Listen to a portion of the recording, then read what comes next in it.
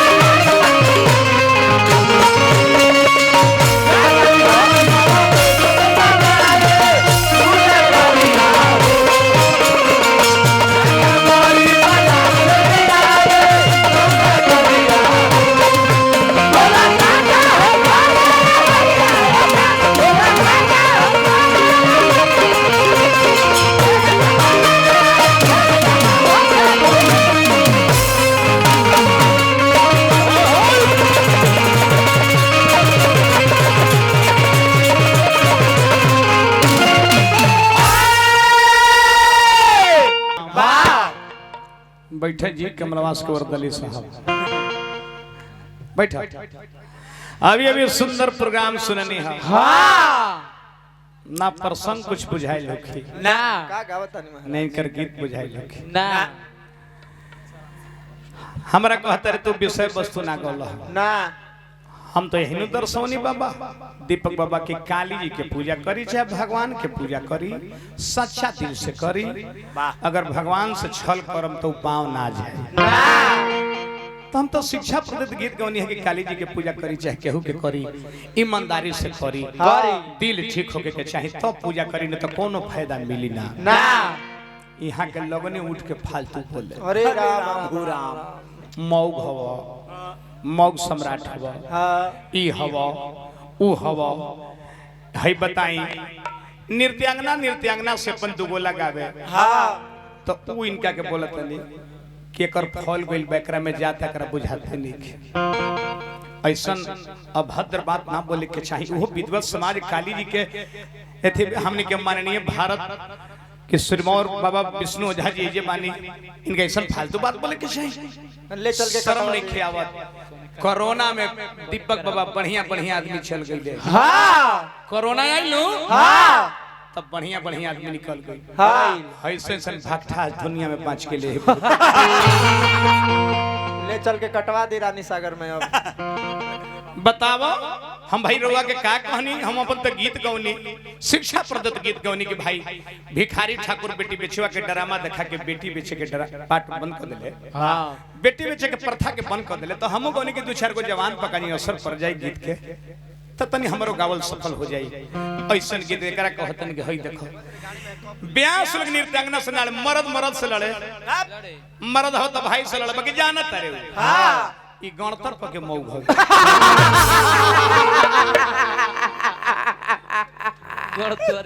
कुंवर जी जाना तर के एकरा से हम फरह ना उठाई ना त जतना गणतंत्र पर के मौग हंस हाय हाय उ भईवा से ना फरियल त मेरे हरुवन के आगे करी हंस हाँ चल चल चल हमरा बस के बात नहीं खे ना ते ही दरोगा जी भी चोली सारी फाड़ के ढोणी देखा के बलात्कारी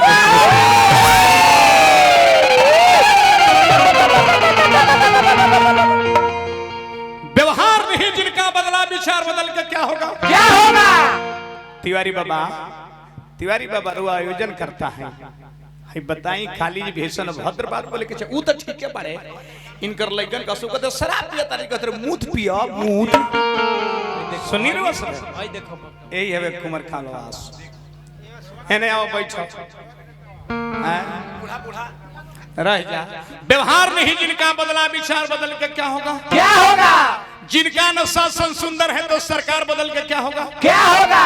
जिस देश की भूमि बंजर है तो फार बदल के क्या होगा? क्या होगा? अगर रेडियो का स्पीकर फेल है तो तार बदल के क्या होगा? क्या होगा? जिस नाविक पागल है तिवारी बाबा पतवार बदल के क्या होगा? क्या होगा? जिस नाविक पागल है तो पतवार बदल के क्या होगा? क्या होगा? अगर तलवार की लोहा कच्चा है तो धार बदल के क्या होगा? तलवार की लोहा कच्चा है तो धार बदल के क्या होगा? क्या होगा? एकरा कहतर कि नचनिया नाच ऐसा की ओकर मार्केट फेल हो जाए। हाँ, है देखा लोग के पूर्व इ नचनिया है ये लौंडा है। इंद्र भगवान के सभा में पड़ी नाचत रही हो आई लौंडा है प्रिंस लौंडा। हेमंत बाबा के आयकरा कहतर नचनिया लोग के पूर्वक बनावता रहा। पहले पिंकिया नाचत रही हो अब तो विकास में बारे विकास में अब लौंडा लेके चल चली। लौंडा धीराज हो गई नहीं। हे लौंडा धीराज कुंवर कमलवा ये घड़ी दुनिया कहाँ चल गई? सब कोई गांधी मैदान में दीपक बाबा मीटिंग सीटिंग करता। हाँ। सब कोई गांधी मैदान में। हाँ जी। हमारा कुंवर कमलवास बानी कि गोले घर पर भी चढ़े के फिर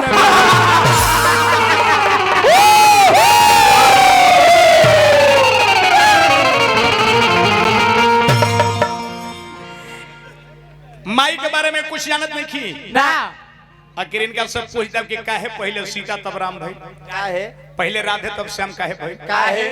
पहले शिव तब शंकर काहे भाई। शक्ति के बारे में गावत रहे हाँ यही जान ले। यह जान ले। अरे ये छोड़ी ना बाएं बिक दबा। इनका सब पूछते कि राम शब्द इतना महामंत्र काहे हो गया? क्या है? लक्ष्मण क्यों नहीं महान हुए? क्या है? भरत क्यों नहीं महान हुए? क्यों? शत्रुघ्न क्यों नहीं नाम महान हुआ? क्यों? रामे के नाम इतना महामंत्र महान काहे हो गया? जेकरा राम भी जब के ओकर पूरा ना कर सकेले। कहां ले करूं मैं नाम बड़ाई राम न सकी है नाम गुण गाई। काहे मैं इना जनी है कुछ ना जनी ई एगो जाने ले। शक्ति अथा नहीं था लागे नारी में गोदिया में वीर के बनावेली नारी। सहसा के पीर रणधीर जन्मावेली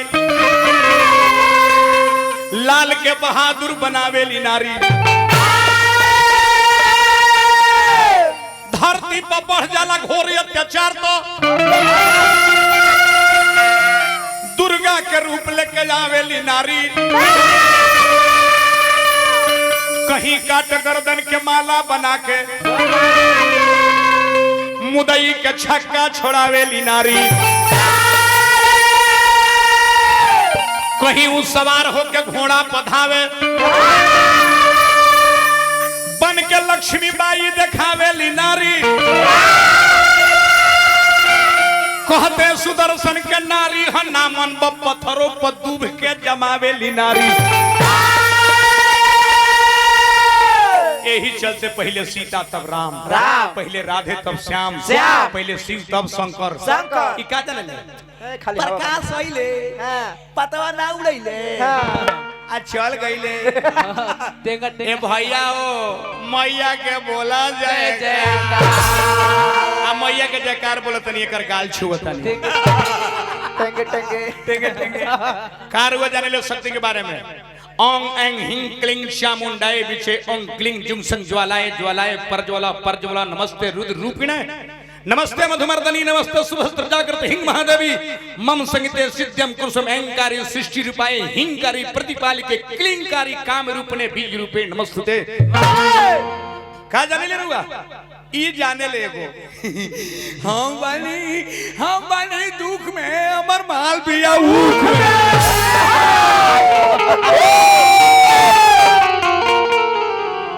माननीय विष्णु झा बाबा सिरमौर हमारा भारत के रतन 100 रुपया आशीर्वाद देनी और आशीर्वादवे रुआ के काफी रुपया पैसा कोनो दरकार ना पैसा तो बाबा हमनी के जाई जब मेहरारू ले ली संगतिया ले ली हमसे छीना जाई रुआ आशीर्वाद देता हमारा जिंदगी भर साथ रही रोज रोडे रोडे चल तन जा बाकी नहीं छी कहत कि पैसा बंद कर दी पैसा आशीर्वाद दोनों साथे साथे चले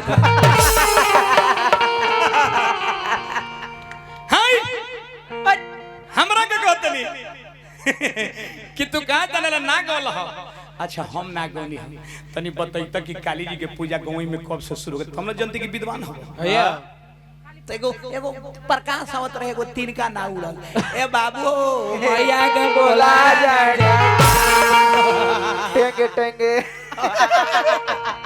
अच्छा हम ना जानत रहे दीपक बाबा रुआ चार्ज हैं हां हमने के गार्जियन हैं हम ना जानत नहीं ई बंदना में का कइले माने माई के मंदिर में ही गाया जाता है कि हम बनी दुख में माई हमर माल भी उख में खाली लीला लगा तो काली माई इनकर माल के धर के लिए हैं माने बताई रुआ का बतानी मंदिर में जाई तो माई के वंदना करी शरण के हां मेहरारू भी जाई तो सुहाग रात के बाद बतियाई हां तुमने नहीं मन लगी हां जी ई न की मेहरारू के लगे जाई तो अगरबत्ती दिखाई ओई जगाई तुम्हें व माता च पिता तुम्हें व बंधु च सखा तुम्हें मेरा रुआ जान जाए कि चौपट चपाट सुर दुनिया घाचाते हो ओहो लोगो उठा के गई तयाव अखंड मंडलाकारम जे न चरा चरो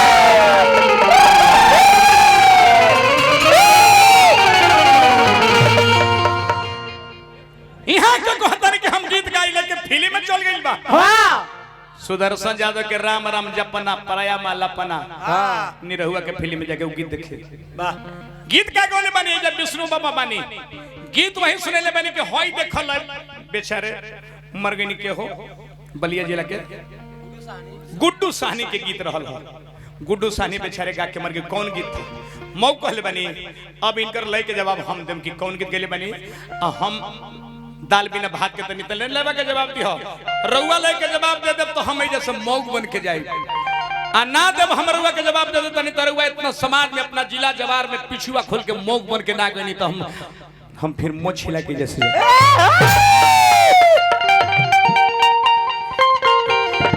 इनकर गीत कौन रला दीपक का देखी छोटा ब्यास है हां कहां से चोरी किए हैं गुड्डू साहनी के गीत हां कोनो प्रेमिका के प्रेमी कहत रहले बेचारे मर गए हाय हाय हाय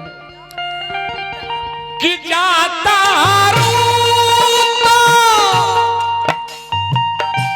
हम नहीं रोको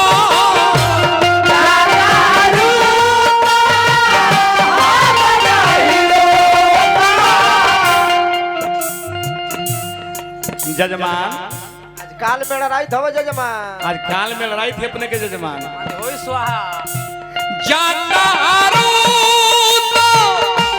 हम नहीं रोको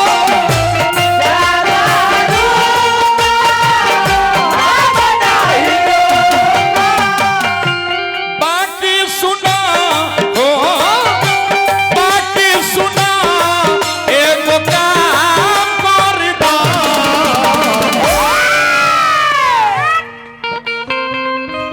तहरा बिना हम जी के करब का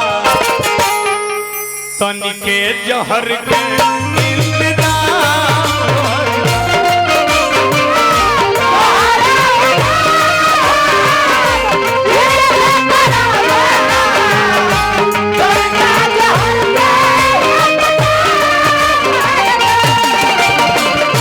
तहरा बिना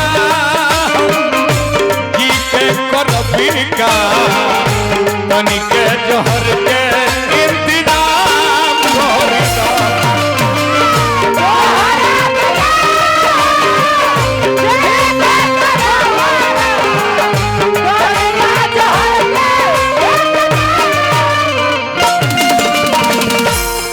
प्रणाम कैसन कैसन ठीक गइल बा चुरनू पतल चाटा ब्यास ई बार पतल चाटा ब्यास पतल पतल चाट के जीते हैं कुंवर जी हां लोग के बुर्बक बनाने चले हैं तनी हमारा लेवा के जवाब तो दत्ता हे लौंडा धीराज कुंवर कमला है व्यवहार नहीं जिनका बदला विचार बदल के क्या होगा क्या होगा ये नचनिया ही है जिस देश की भूमि बंजर है तो फार बदल के क्या होगा क्या होगा ये लौंडा के बचदानी है ही नहीं तो भतार बदल के क्या होगा जैसा को हम काहे बोल रहा हो काहे बोल रहा तू क्या बोल रहा हो कोई तरह की जिला जवार में हमारे बने सब जिला के लोग इनके पैसा दे कलाकार के कोनो जिला जवार ना होला ना जी हमर गीत के जवाब देव तब मानम कि मरद है नहीं तो मौग व्यास वीर कुंवर सिंह अंग्रेजन के चलते बुढ़ारी में तलवार खींच ले एगो है यही कमलवास कुंवर ए मैया हो मैया का बोला जाएगा बुढ़ारी में एगो लौंडा है लेकिन कमलवास कुंवर है कि नचनियन के गाल टोइत फिरत नहीं हाँ बुढ़ारी में लौंडा धीराज हो गए हे लौंडा धीराज देखो तू बीपी चेक करा ल तार खून कम गइल में देह में पगला गई अब तू नासो तारा खाली अब